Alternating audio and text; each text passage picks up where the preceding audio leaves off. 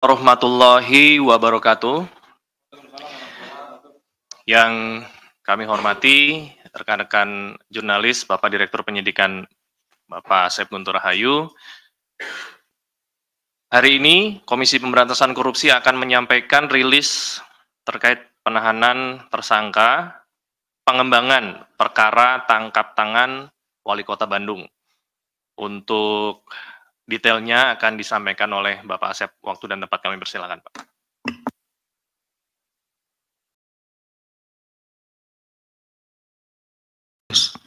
Bismillahirrahmanirrahim. Assalamualaikum warahmatullahi wabarakatuh. Selamat malam dan salam sejahtera bagi kita sekalian.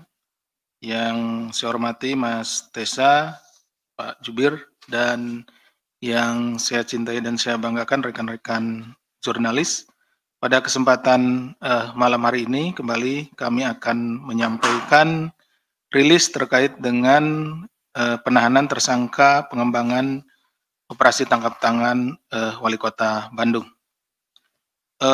Penyidik Komisi Pemberantasan Korupsi melakukan penahanan pada 4 tersangka sebagai berikut, yaitu Saudara ES terkait fungsi dan kewenangannya selaku Sekda Kota Bandung merangkap Ketua TAPD periode 2019 sampai dengan 2024, Saudara RI, Saudara AH, dan Saudara FCR terkait fungsi dan kewenangannya selaku anggota DPRD Kota Bandung periode 2019-2024.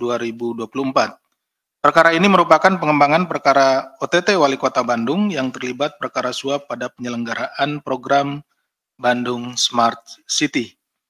Para tersangka diduga menerima hadiah atau janji terkait pengadaan atau pekerjaan yang bersumber dari APBD Kota Bandung tahun 2020 sampai 2023 serta penerimaan lainnya sesuai dengan fungsi dan kewenangannya sebagaimana dimaksud dalam pasal 12 huruf A atau huruf B atau pasal 11 dan pasal 12B besar Undang-Undang Nomor 31 Tahun 99 sebagaimana telah diubah dengan Undang-Undang Nomor 20 Tahun 2001 tentang perubahan atas Undang-Undang Nomor 31 Tahun 1999 tentang pemberantasan tindak pidana korupsi Junto pasal 55 ayat 1 ke 1 Kitab Undang-Undang Hukum Pidana. Rincian penerimaan uangnya adalah sebagai berikut. Tersangka ES sekurang-kurangnya menerima sebesar 1 miliar rupiah dan para tersangka lainnya selaku anggota DPRD sekurang-kurangnya juga total menerima sejumlah 1 miliar rupiah beserta mendapatkan pekerjaan-pekerjaan di lingkungan dinas di Kota Bandung. Terkait kebutuhan penyidikan, para tersangka akan dilakukan penahanan oleh tim penyidik untuk 20 hari pertama, terhitung mulai hari ini, tanggal 26 September ya, hari Kamis 2024 sampai dengan 15 Oktober tahun 2024 di Rutan Cabang KPK. Bahwa penetapan tersangka terhadap Saudara ES, Saudara RI, Saudara AH, dan Saudara FCR adalah tindak lanjut dari adanya temuan fakta-fakta baru dalam proses penyidikan hingga persidangan dari tersangka Saudara YM, Wali Kota Bandung, dan rekan-rekan terkait perkara suap Bandung Smart City yang selanjutnya dikembangkan hingga naik ke tahap penyidikan. Jadi rekan-rekan sekalian, perkara ini adalah merupakan pengembangan dari perkara OTT. Jadi artinya pada saat kami melaksanakan penyidikan, OTT itu kemudian ditemukan ada pihak-pihak lain yang juga menerima aliran dana. Para tersangka ini tidak dilakukan penangkapan pada saat OTT, ya, karena memang tidak masuk waktunya sehingga kami baru menemukan aliran dananya pada saat pelaksanaan penyidikan.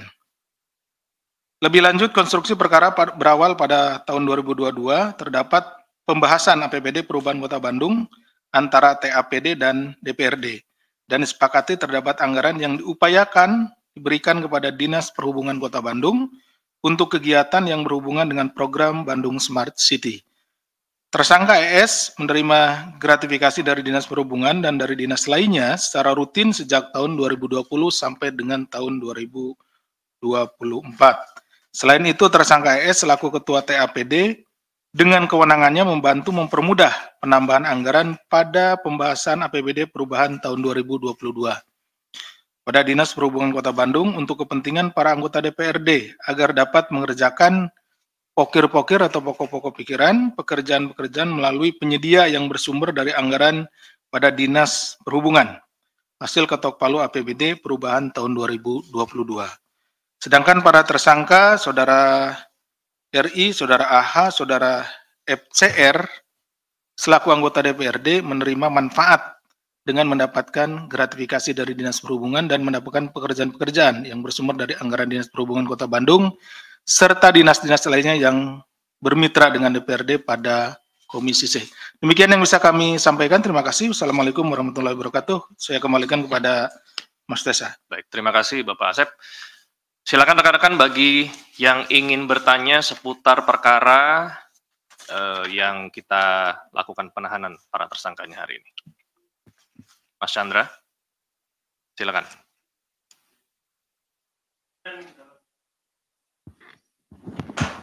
Sebelumnya dalam kasus ini pernah hasil riksanya disebut bahwa KPK mendalami proyek-proyek lain yang dikerjakan di Bandung dari beberapa saksi. Nah, apakah emang yang diduga dikorupsi atau dimainkan oleh para tersangka ini cuma pengadaan Smart City, pengadaan CCTV di Bandung Smart City atau ada proyek lain? Terus pernah juga dalam hasil riksa disebutkan bahwa KPK mendalami peruntukan atau uang yang sudah dibelanjakan oleh para tersangka. Nah, apakah ada indikasi para tersangka ini melakukan tindak pidana pencucian uang? Itu aja. Ada lagi? Untuk perkara ini?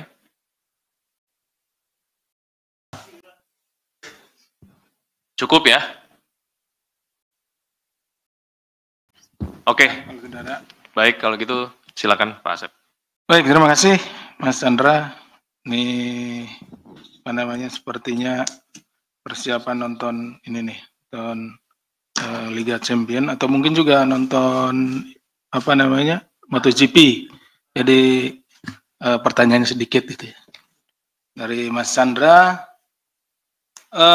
terkait dengan pendalaman untuk proyek-proyek lain sampai saat ini yang kita atau yang kami penyidik dapatkan adalah keterlibatan dari para tersangka ini, tapi masih dalam proyek pengadaan CCTV terkait dengan Bandung Smart City.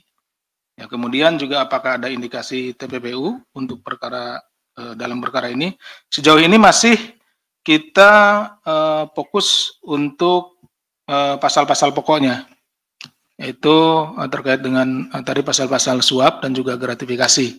Nah, ke depan juga tidak menutup kemungkinan memang apa yang disampaikan oleh Mas Chandra, jika kita menemukan bukti kuat adanya hasil tindak pidana korupsi ini kemudian dialihkan, dirubah bentuk, dan lain-lain disembunyikan, kita juga akan menerapkan pasal-pasal TPPU.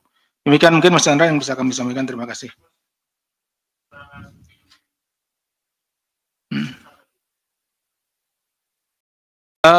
Yang bersangkutan tidak hadir.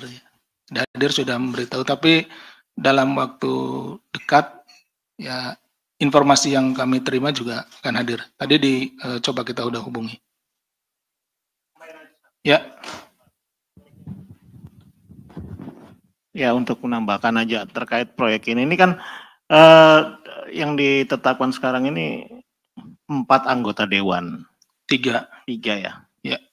3 anggota dewan, 1 nggak hadir ya Pak? Iya. Yang 4, ditetapkan 4 kan berarti iya, kan, bukan 3 ya? Bapak betul yang bilang 3. Nah, ini kan yang menarik di sini ada 2 anggota DPRD, 2 dari PDI, 1 wakil ketua DPR 2, 1 lagi dari Gerindra, dan 1 lagi yang tidak hadir dari PKS. Ya. Apakah memang KPK sudah menemukan aliran-aliran dana ini masuk ke pos konstituen atau partainya masing-masing misalkan? Ini kan kebetulan mereka juga punya janji-janji politik yang harus bahasanya menampung aspirasi masyarakat dan segala macam. Apakah KPK sudah menemukan adanya aliran dari dana dari proyek ini ke kegiatan partai mereka. Itu aja, Pak. Itu aja, Pak. Terima kasih Mas Mario atas pertanyaannya. Yang kita dalami sekarang adalah kegiatan-kegiatan atau apa yang dilakukan, bukti-bukti perbuatan yang dilakukan oleh anggota DPR pada Komisi C ya di sana. Jadi kami tidak membedakan sejauh ini per partainya. Jadi kita lihat bahwa yang membidangi salah satunya dengan Dinas Perhubungan itu adalah Komisi C. Tapi apa yang disampaikan Mas Mario juga tidak menutup kemungkinan ini terkait juga dengan apa yang disampaikan oleh Mas Chandra tadi ya, terkait dengan TPPU dan lain-lain.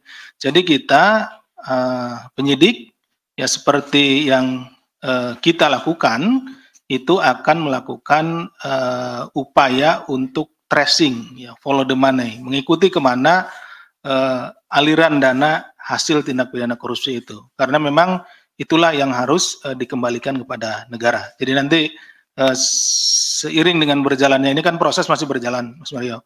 Nah tentunya juga akan kita cari kemana itu alirannya. Apabila ada misalkan ke partai atau kemanapun, tentu kita akan cari ke sana. Demikian Mas Mario. Satu lagi Pak, ini apakah memang ada keistimewaan ya sehingga seorang ketua Komisi C ini nggak ditahan hari ini? Apakah memang ada keistimewaan seperti itu sehingga memang hari ini tidak ditahan, yang ditahan wakilnya misalkan? Ini kan agak menarik nih, agak ngeyel kok yang lain bisa hadir kok dia apa karena dia seorang ketua Komisi C sehingga dia bisa tidak hadir hari ini atau seperti apa? Atau memang nilai aliran dana korupsinya lebih besar misalkan dari keempat ini atau bagaimana? Bisa dijelaskan, Pak? Kita tidak membedakan ya mana ketua, mana anggota. Kita dikirimkan surat panggilan dengan waktu yang sama hari ini, gitu ya. Hari ini ke-5-5-nya gitu. Hari ini hanya yang 4 ini hadir gitu ya, yang 1 belum hadir. Ini adalah di panggilan pertama kita memanggil ini. Jadi kita tidak ada membedakan itu. Nah, penyidik sudah menghubungi yang bersangkutan dan yang bersangkutan akan hadir. Nanti setelah hadir di sini kita akan tanya alasannya apa ketidakhadiran di hari ini. Seperti itu. Jadi mohon ditunggu saja. Seperti itu ya, Mas Mario. Cukup. Baik. Kalau gitu untuk Waltah bisa pindah, tunggu di ruang sebelah sana ya.